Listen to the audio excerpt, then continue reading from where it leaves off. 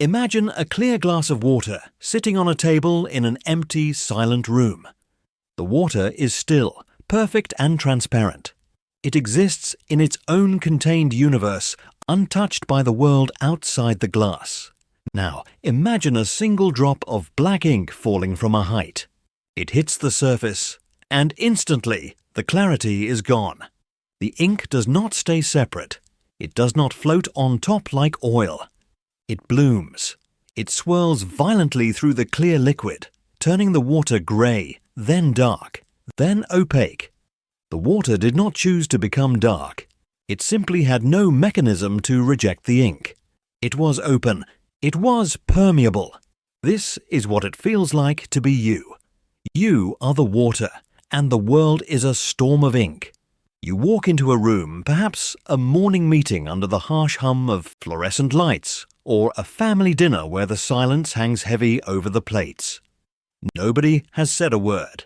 The conversation is polite, the smiles are fixed, and the surface is calm. But within seconds, you feel a physical weight press against your chest. You feel a tightness in your throat that does not belong to you. You can sense the unspoken anger radiating from your boss, or the deep, suffocating anxiety drifting off your partner. You do not just know these things intellectually, you metabolize them. You leave that room feeling exhausted, drained and heavy, carrying a sadness that, 5 minutes ago, was not yours. You have likely spent your life apologizing for this. You have been told you are too sensitive, that you need to toughen up, or that you are imagining things. You have tried to build walls, to be the stone instead of the water. But the walls always crumble.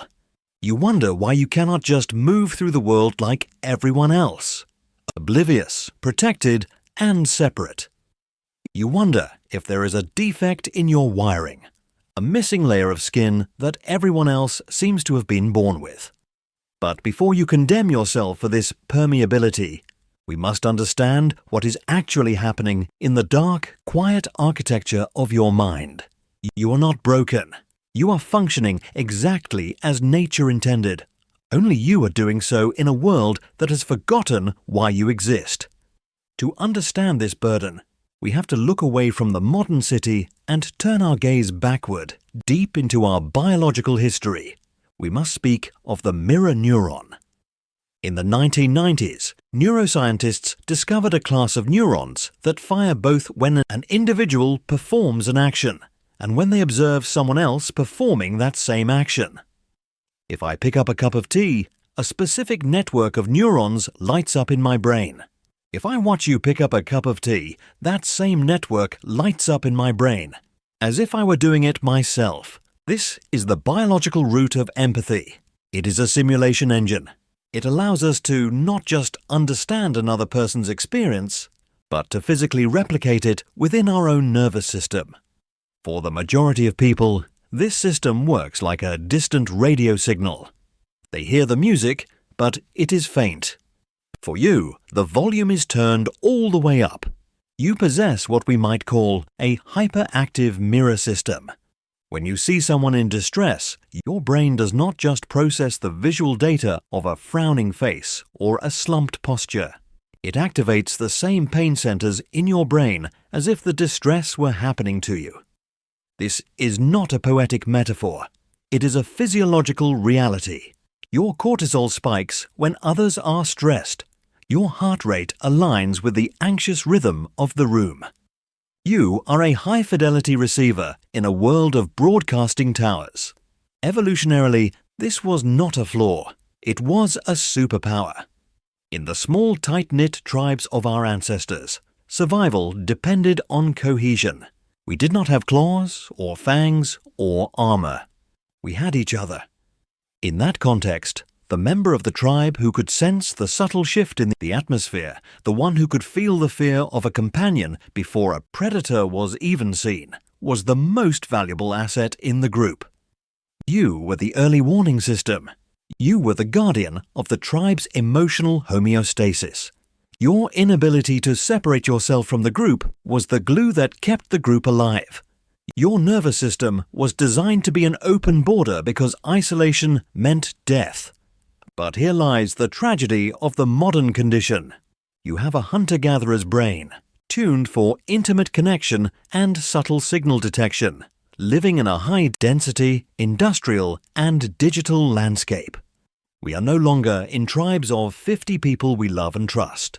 We are surrounded by thousands of strangers every day. We are plugged into a digital panopticon that blasts the trauma of the entire world directly into our pockets, 24 hours a day. Your mirror neurons are firing on a global scale. You are trying to process the grief of a war on another continent, the anxiety of a stranger on the subway, and the frustration of a client you have never met, all before breakfast. The mechanism that was designed to protect the tribe is now drowning the individual. This is the mismatch. This is why you are tired. It is not a tiredness that sleep can fix, because it is not physical exhaustion. It is synaptic fatigue. Your brain is constantly running simulations of everyone else's internal state, processing terabytes of emotional data that you never asked for. And because our modern culture values the discrete, independent, stoic individual, the productive worker who is unbothered by the personal lives of colleagues, you feel this processing power as a defect. We live in an era that worships the impenetrable. We are taught that success belongs to those who can compartmentalize, who can shut off their humanity to focus on the objective, the metric, the bottom line. This is the ethos of the machine, and the industrial economy wants you to be a machine. It wants you to be consistent, predictable, and unaffected. It views your empathy as an inefficiency, a leak in the system where time and energy are lost. When you absorb the emotions of others, you slow down, you hesitate, you worry. You cannot ruthlessly negotiate or fire someone without a piece of you dying in the process. And so, the world tells you that to survive, you must kill this part of yourself. You must become callous. But consider the immense danger of that advice.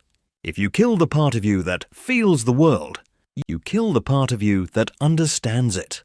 The mirror neuron trap feels like a curse because you are absorbing the toxicity without a filter. But the alternative, to feel nothing, is a form of death.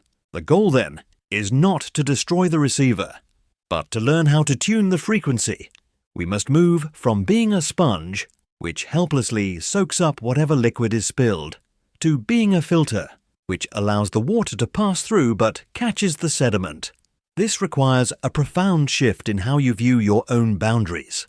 Most people think of boundaries as walls, barricades we erect to keep people out. But for someone with your neurology, walls don't work. You are too perceptive. The information seeps through the cracks.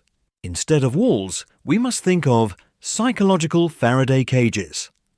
A Faraday cage is a mesh enclosure used to block electromagnetic fields. It doesn't stop the air or light, but it grounds the electrical charge so that it doesn't fry the equipment inside. How do we build this in the mind? It begins with the recognition of the other.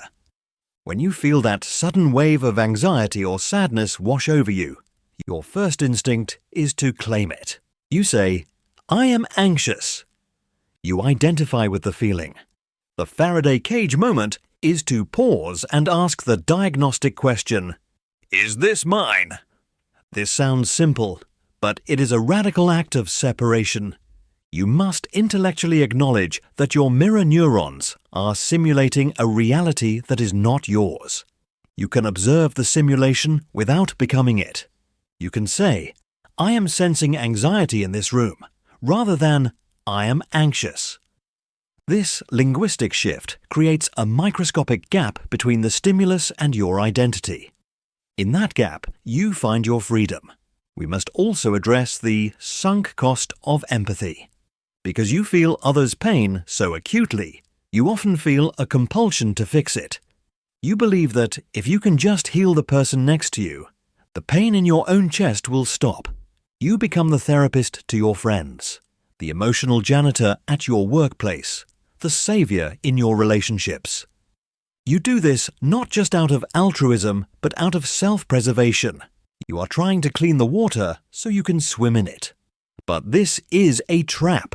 You cannot fix the world's pain to save yourself from feeling it. People are entitled to their suffering. When you try to metabolize their emotions for them, you are stealing their own journey of processing. You are taking the weight they need to carry to grow, to step back, to witness their struggle with compassion but without interference, is the highest form of respect. This leads us to the necessity of solitude.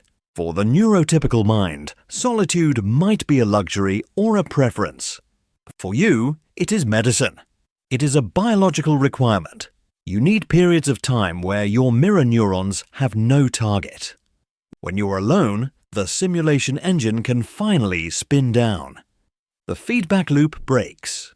You need to exist in environments where the emotional temperature is neutral. Nature, empty libraries, the quiet of the early morning. These are not escapes. They are the charging docks for your soul. You cannot negotiate this need away. If you do not schedule the silence, your body will take it from you in the form of illness or burnout. There is a beautiful, melancholic truth in the life of the intuitive. You will never be the person who can walk through a tragedy and check your watch. You will never be the person who can ignore the homeless man on the street or the trembling voice of a colleague. You will always be porous. You will always be the water. But the water is stronger than the stone. The stone can be shattered. The water can only be displaced. It flows. It adapts. It yields. And in yielding, it survives. Your capacity to feel is the antidote to the numbness of the digital age. In a world that is increasingly automated, algorithmic, and cold, your ability to resonate with the human experience is not a glitch. It is the only thing that keeps us human. The machines can replicate logic. They cannot replicate the ache of being alive. That is your domain. So, the next time the black ink falls into your glass, do not fight it. Do not hate yourself for clouding over. Watch the ink swirl. Acknowledge its darkness. Validate the pain that it carries. And then, slowly, deliberately, imagine opening a drain at the bottom of the glass. Let the dark water flow out. Let it pass through you, returning to the earth, until you are clear again. You are the vessel, not the poison. You are the witness, not the wound. And in that distinction, you will find your peace.